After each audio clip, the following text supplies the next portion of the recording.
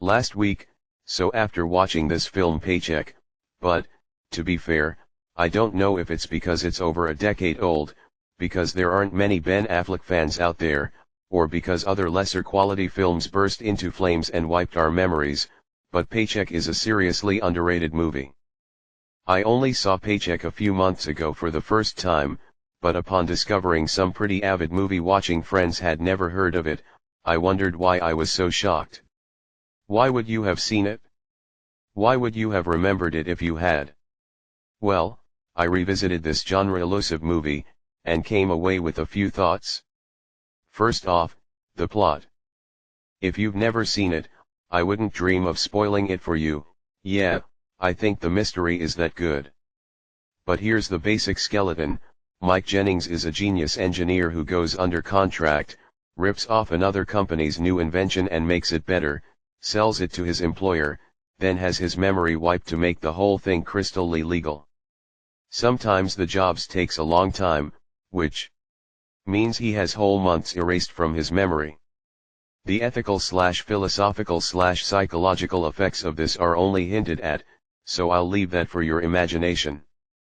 The conflict comes when Mike's old friend and CEO of super successful company offers Mike a top secret job that will set him up for life. The catch? It'll take 3 years.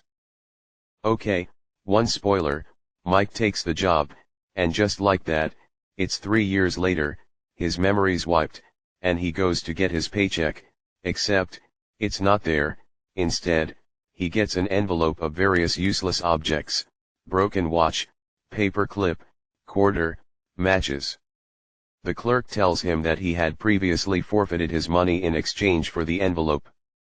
But he can't remember that. A632913119E2C42700732795541728. The film follows Mike's mystery as he first trails his own clues to figure out why he would ever give up the money, then figures out what to do with that astonishing discovery. I really recommend this movie. The puzzle is so brilliant that you forgive the early 2000 graphics, quietly ignore a few strange camera angles, and suspend disbelief for a great story. But what second thing is there to find? What part of this film points to the truths written on our hearts? Well, what I discovered is this. Mike knows himself. The film depends on his ability to identify when an object is meant to be used and what to do with it. He must determine what message Mike from before the wipe wanted his future self to know. In order for him to stand a chance against the enemy, Mike has to know who he is, what limits he would go to, and where his loyalties lie. I think that's a beautiful message. There's so much fluidity in our society, that can be freeing, sure, but it can also be confusing and misleading. Be whoever you want this day, and a different person the next.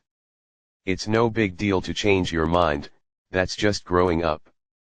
Well, yes and no. The thing is, our culture is afraid of identity. Not many people know who they are and what they believe. We live on a wobbly table and pretend it's steady and that we're dying. But one of these days something is going to hit you and threaten that table. Will you be able to stand?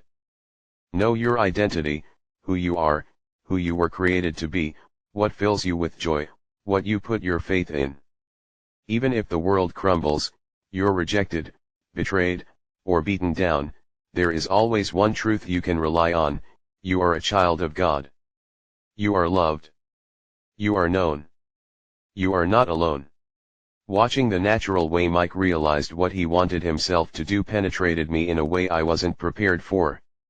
If I left a message for future me and had my memory wiped, would I know the meaning of that message? Are my beliefs solid? Do I know myself? Can I stand firm who I am? What is my identity rooted in? These are all questions I'm forced to ask, and I've been fascinated by the answers.